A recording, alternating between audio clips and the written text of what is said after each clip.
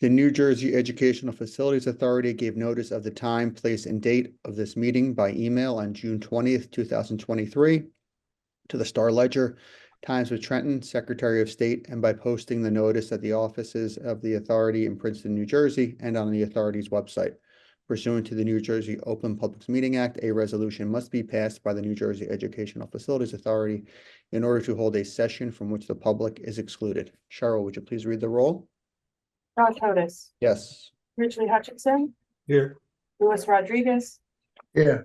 Ryan Feeney, Here. Dr. Bridges. Here. We also have on the call this morning, Sam Kovac-Warren from the Governor's Authorities Unit. We have Brian McGarry from the Attorney General's Office, Steve Nelson, Alan Yang, and Brian Sickles from the Authority. Great, thank you. Now I'd like to ask everyone to please turn to tab 1. I'd like to request a motion approving the minutes of the February 6, 2024 special meeting. Is there a motion? So move. Moved by Lewis, I'll second. Cheryl, please read the roll. Josh Otis, Yes. Ridgely Hutchinson, Yes. Luis Rodriguez, Yes. Ryan Feeney, Yes. Dr. Bridges. Yes. All in favor? Thank you. Now I'd like to ask everyone to please turn to tab 2. I'd like to request a motion approving the minutes of the February 27th, 2024 meeting. Is there a motion? So move. Moved by Lewis. I believe that was second by Me. Ridge. Yep, great. Steve, would you please read the roll? You mean Cheryl? Okay. Oh, no, you're right, Steve, because I am You were recused from that meeting, I believe. excused from Yes. that meeting. Thank you for that. Josh Otis, Yes. Ridgely Hutchinson, Yes. Luis Rodriguez, Yes. Ryan Feeney, Yes. Dr. Bridges. Yes. Motion carried. Great, thank you. Now I'd like to ask Cheryl to please provide the executive director's report. Thank you, Josh. I do not have an executive director's report this morning, but I would like to turn it over to Steve for just a quick update on project management's activity in the last couple of weeks. Steve? Sure, happy to do so, Cheryl. So we've had a very busy first quarter, having priced hefty bonds, 3 series of Princeton bonds totaling more than $1.5 billion. And most recently, last Thursday, we priced nearly $160 million in refunding bonds from Montclair State University. Those bonds were issued to refund some legacy Bloomfield College debt, as well as Bloomfield's 2014 A bonds issued through the authority. The bond sale, which was led by Goldman Sachs, achieved net present value savings of nearly 15%, or just over $26 million for the university. The transaction is expected to close next Wednesday, and we will formally present a bond sale summary at our next meeting. I'd like to acknowledge and thank Carl, Rebecca, and Ellen for their hard work in managing this transaction for this very important client. Finally, I'd like to point out that this year's transactions to date have set an authority record for annual issuance, which thus far totals $1.7 billion, surpassing the record set in 2017 of $1.4 billion. So congratulations are in order for the entire authority staff and the members on this historic level of issuance. Happy to answer any questions. Wow, that's very impressive. Thank you, Steve, for sharing that, and thanks for Cheryl for making sure Steve shared that today's meeting.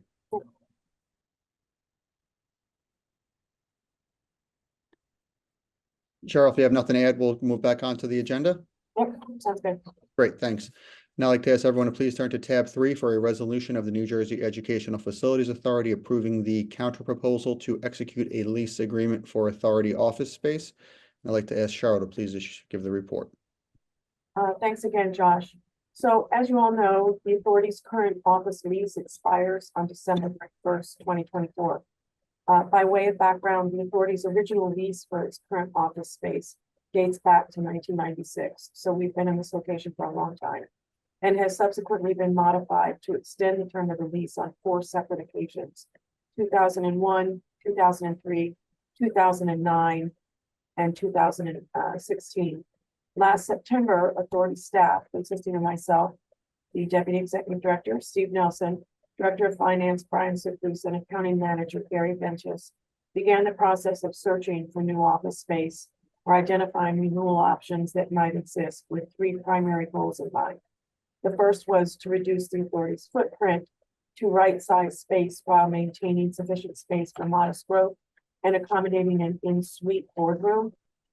In further of this priority, over a year ago, this authority staff began an organization-wide initiative to convert the authority's operations to a paperless work environment, and to complete that task for the most part by the end of this year. And we have made significant progress in that regard. The second goal was to reduce the cost of rent, and the third goal was to remain within a few miles of our current space in order to minimize any increased commute distance or burden for existing staff. So we were very mindful of retention of existing staff. At the request of Chairman Hodis, staff's progress was overseen by Vice Chair Ridgely Hutchinson. Staff also sought review and input at various stages of the process from the Attorney General's office. So I'd like to pause my comments there and turn it over to Brian Sifus. Brian has been really the individual on staff that has led us through this search process. So many thanks to the hard work that Brian has done. And I'd like Brian to walk the board through high-level search process and present the resolution in general terms being proposed. Brian. Thank you, Cheryl. Through a competitive process, the authority engaged a broker, Fennelly Associates, to assist staff in the search, proposal solicitation, and negotiation process. Through Fennelly, we identified and conducted site visits at 9 total commercial spaces and solicited and received 4 proposals for commercial office space in the general vicinity of the authority's current location, which includes proposals from the current lessor and from 3 additional lessors. Based on Fennelly's and the authority's evaluation and negotiation of proposals, authority staff recommends acceptance of the executed counterproposal from 5 Vaughn LLC attached to the resolution before you as Exhibit A for commercial office space located at 5 Vaughn Drive, Princeton, New Jersey, commencing on January 1st, 2025 through August 31st, 2033, under the terms and conditions set forth in the proposal. Staff's recommendation is based on the conclusion that 5 Vaughn Drive best meets the authority's space needs and the goals established from the onset of the process, namely a reduction of space, a reduction of cost, a location that's within 5 miles of the current office to minimize commute burden on staff, and additionally, the space is located adjacent to public transportation, including the Princeton Junction train station, which offers tremendous benefit for existing employees, future employee recruitment, and visitors to the authority, such as our bankers and financial advisors. The resolution before you approves and authorizes execution of the proposal letter of intent with 5 Vaughn LLC for the office space with a lease term commencing January 1st, 2025, ending August 31st, 2033, under the terms and conditions set forth in the proposal. Provides that any other provision, terms, and conditions not included in the proposal or letter of intent that 5 Vaughn LLC wishes to include in the final lease agreement and for which final approval is delegated to the authorized officers must be based on standard market provisions, terms, and conditions. And the resolution further provides that 5 Vaughn LLC shall comply with all applicable statutory requirements and provide all required forms in satisfactory condition prior to the execution of the lease agreement.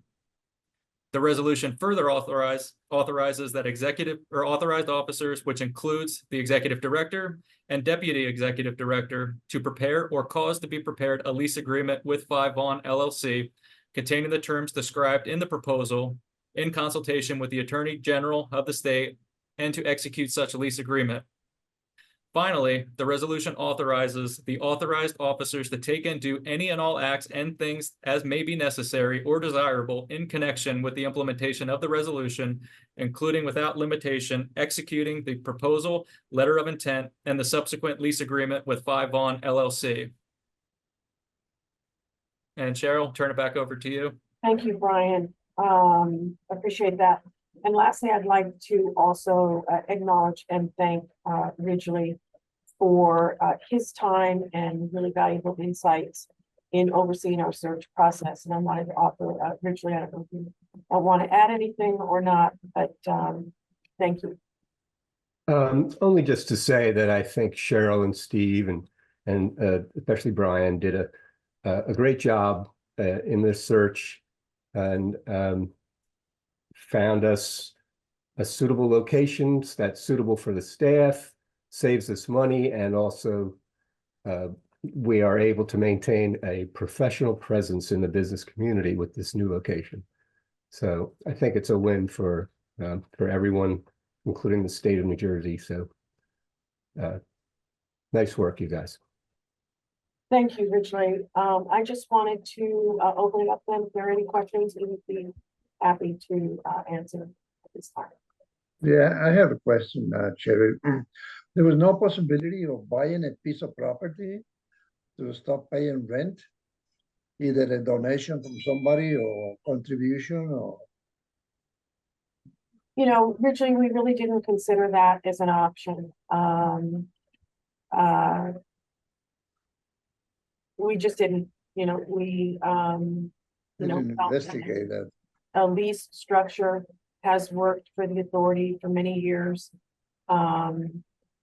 You know, again, I think, you know, staying within this location, that would have put us in an entirely different market and different search process and obviously different cost point. So we did not consider that. Yeah, and sure, I guess just to add with the, you know, kind of the size of staff and everything else, getting into kind of managing of a property would kind of put us into a whole different world and requirements and kind of staffing needs to kind of cross over into the owner aspect versus just being a tenant. Okay. All right, thanks. Thank you, Louis. Great, thank you, everybody. The resolution before you approves and authorizes the execution of the proposal letter of intent with 5 Vaughn LLC for the office space with a lease term commencing January 1st, 2025 and ending August 31st, 2033, under the terms and conditions set forth in the proposal letter of intent. Also provides that any other provisions, terms, and conditions not included in the proposal letter of intent that 5 Vaughn LLC wishes to include in the final lease agreement and for which final approval is delegated to the authorized officers must be based on the standard market provisions, terms, conditions, and the resolution further provides that 5 Vaughn LLC shall comply with all applicable statutory requirements and provide all required forms in satisfactory condition prior to execution of the lease agreement. The resolution further authorizes the authorized officers, which includes the executive director and deputy executive director, to prepare or cause to be prepared a lease agreement with 5 Vaughn LLC containing the terms described in the proposal letter of intent in consultation with the Attorney General of the state and to execute such agreement.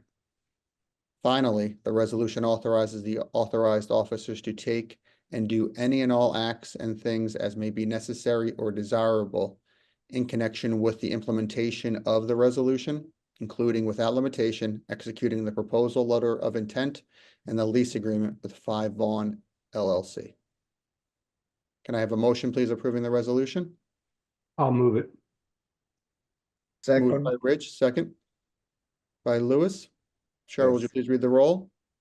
Josh Otis, Yes. Richie Hutchinson, Yes. Louis Rodriguez, yes, Ryan Feeney, Yes. Dr. Bridges. Yes. Motion carries. Great, thank you. Now I'd like to turn to tab 4, hand it back over to Brian to give a report on the February 2024 operating and construction fund statements and disbursements. Thank you, Josh.